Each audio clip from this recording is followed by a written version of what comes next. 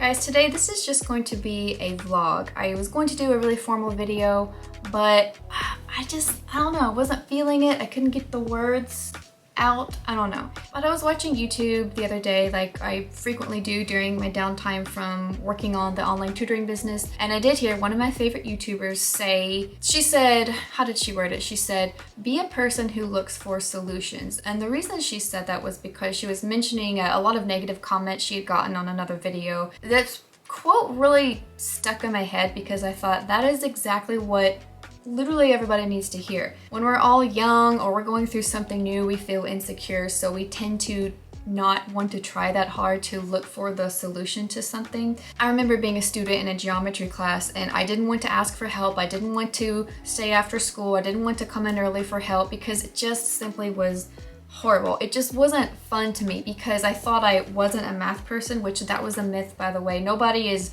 like not a math person. It's just people are not people who study enough math. You know, you need a math tutor, which of course we offer, but you guys know that by now if you've watched my videos. When I was teaching in the classroom, I heard a lot of educational jargon about be a problem solver, but I don't think people actually talk about what that means. So I'm going to use an example here of this parent I was talking to the other day in my onboarding process. So when a parent reaches out, we meet first through Zoom. And that's a great way to see if we're a good fit for one another and if we want to move forward. So the parent gets on and I only see the name pop up, like I don't see the parent's face on Zoom. And so I could tell that they were really trying, like she could see me on camera and I couldn't see her. So it was kind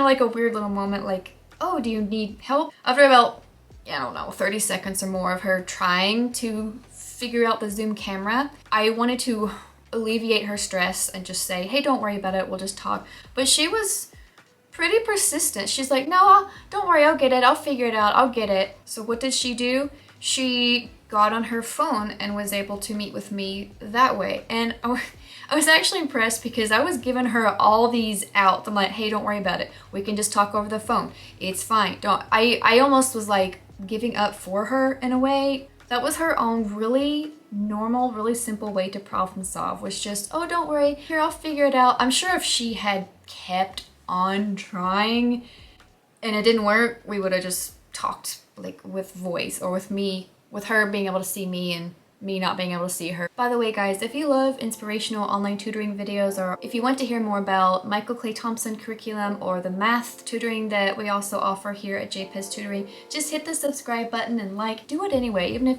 you don't like it, because I don't know, that would be nice. Another example of being a person who looks for solutions is no matter what, when I first meet with a student, I always say, hey, we're going to use Google Drive because that's how we can send and receive documents and write on live documents. And a lot of kids are disorganized. Okay, I don't really care who you are, whether you're 7 years old or 13 or 17.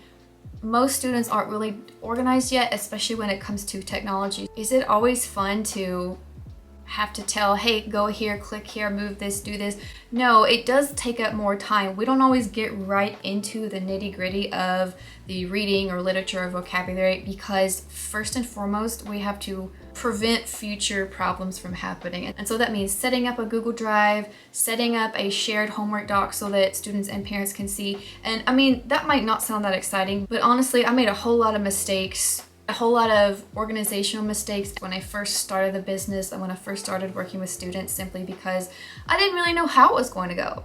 So I had to jump in, figure things out as I went along. So that's it, really.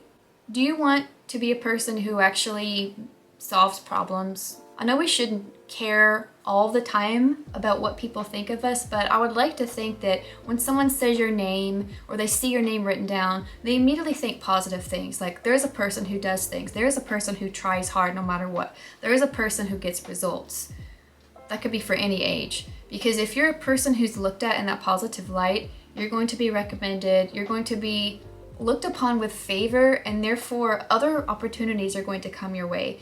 I remember being a elementary, middle, high school kid and overhearing the negative side of school and hearing people say, I hate the school, school sucks, I don't like this. And while sometimes that is just kids talking, it's a real downer to hear that type of talk. So when you hear people talking that way, just think, how can I turn this conversation around? Because it could be that they don't really mean that. They don't mean to say the negative things. They're just feeling bad that day. So get out there, keep trying. If you need an online tutor who's really good at what they do, don't be afraid to contact PEZ Tutoring. Don't forget to subscribe, and I'll see you guys in the next video. Bye.